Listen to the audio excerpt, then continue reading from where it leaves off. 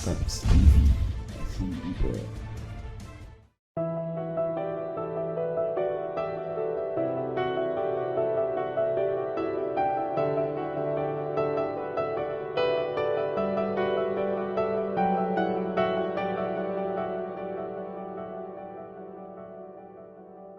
Bagadaji, c'est vers Sédhiou, vers Diaroumé. Bon, c'est là où viennent mes grands-parents. Donc, ils se sont installés à Bour et moi, à un moment donné, on a dit qu'on doit retourner en Casamance pour faire quelque chose. C'est ce qui nous a permis d'ouvrir un centre de formation et pédagogique et là, bientôt, on va faire un école d'application. Toujours dans la pédagogie, dans l'application et dans la formation professionnelle. Je pense qu'elle va expliquer plus, non?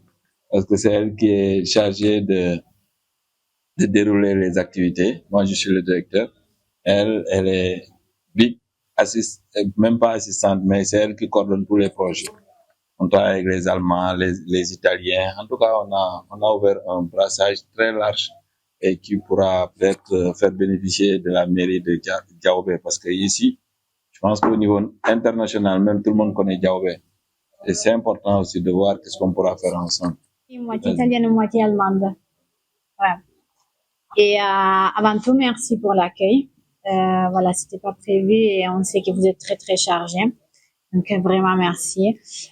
Comme il a bien dit, depuis 3 ans, on a mis en place un centre de formation agroécologie sur 10 hectares dans la région de Sédhiou,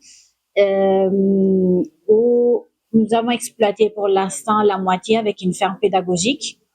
Nous offrons des formations gratuites, personne paye chez nous, en agriculture biologique, élevage responsable, apiculture, pisciculture, transformation agroalimentaire, cosmétique naturelle. Et c'est également un centre d'incubation, c'est-à-dire nous renforçons les compétences techniques de nos bénéficiaires, surtout des jeunes, des femmes, des migrants de retour, des personnes en situation de handicap, mais aussi les compétences entrepreneuriales. Donc, quelle est la différence? C'est, par exemple, pendant un stage en agriculture, on apprend à faire une planche, à s'aimer, à répliquer, à faire les biopesticides, biofertilisants, récolter. Pendant l'incubation, en fait, on développe les compétences techniques, mais aussi entrepreneuriales. Donc, comment gérer une ferme agricole, comment faire les achats, comment gérer le matériel, comment organiser le travail, comment gérer l'équipe, comment faire une publication des tomates qu'on vient de récolter pour qu'elles soient vendues. Donc, c'est toutes les compétences entrepreneuriales aussi qui sont développées en informatique, gestion, entrepreneuriat et marketing. Comme il a bien dit, on travaille avec différents partenaires. Actuellement, on est en train de développer un projet et Noba, c'est un des bénéficiaires avec l'OIM. C'est un projet financé par la République tchèque et 20 jeunes migrants de retour. Ils sont en incubation chez nous et ils développent des compétences entrepreneuriales. Mais l'idée vraiment, c'est de se positionner comme un centre qui puisse développer la Casamance de manière durable, sans impacter négativement l'environnement. Et voilà, durablement, vraiment, par rapport aux communautés, créer des emplois durables. Donc, en grosso modo, c'est ça. Quand on nous a demandé de vous rencontrer, on était très contents parce que, bien évidemment, vous avez un rôle central. C'est un carrefour économique.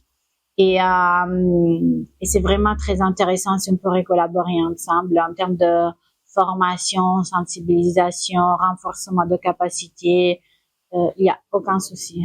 Très heureux de vous rencontrer ici dans nos locaux et nous sommes aussi preneurs des propositions concernant le développement, n'est-ce pas, de notre commune. Parce que c'est notre objectif. Voilà pourquoi nous avons été élus par la population. Il n'y a pas de développement sans formation. Voilà. Et il n'y a pas de formation sans les formateurs. Donc aujourd'hui, quand il y a, comment dirais-je, ce genre de projet qui est là, à côté, eh bien, nous sommes preneurs. Géographiquement, comme vous l'avez souligné, nous sommes frontaliers à 3 pays.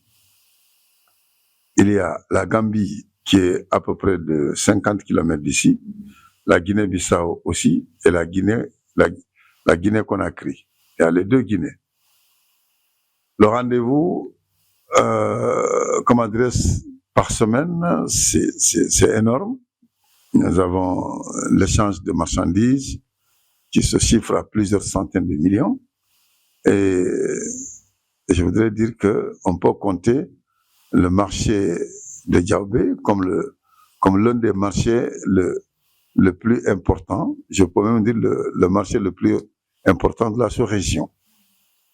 Et il y a ce qu'on appelle une population cosmopolite, à mi-import. Il y a d'autres qui quittent le Sierra Leone, d'autres qui quittent le Mali, se rencontrent ici. Alors, donc, vraiment, venir faire ce genre de projet dans la commune, nous sommes vraiment preneurs. Et on vous remercie beaucoup d'abord le fait de nous programmer dans votre calendrier. Et vraiment, nous sommes très contents aussi. Nous serons très contents je vais transmettre tout ça à mes adjoints et à l'équipe municipale et plus largement à la population. Et comme la capacité de l'homme n'a pas de limite, la capacité de satisfaction de l'homme n'a pas de limite, parce que bon, il y a d'autres qui, quand on a un, on vaut deux, quand on a deux, on vaut trois, ainsi de suite. C'est comme ça. Mais, à un moment donné, c'est la réflexion qui fabrique le matériel. Quand on a une capacité de réflexion et cette capacité transforme notre réflexion au résultat de notre objectif, c'est là qu'on peut considérer que l'homme est riche. L'homme n'est pas riche dans les finances, dans ce qu'on appelle les billetteries. Non, l'homme est riche dans sa tête. Voilà pourquoi nous avons, dans une entreprise, plusieurs personnes. On a une personne qui dirige la partie commerciale. On dit le directeur commercial. Et lui, il fait la promotion du produit et il vend. Il vend le produit. En principe, c'est l'une des personnes les plus clés de l'entreprise. Il y a d'autres qui disent le directeur technique, qui dit que voilà, ici, ce n'est pas possible. C'est ça et ça qui est possible. Vous comprenez? Et il y a un directeur maintenant on dit directeur général, qui coordonne. Et là, maintenant, lui, il coordonne. On dit qu'il est le directeur, il généralise maintenant les idées.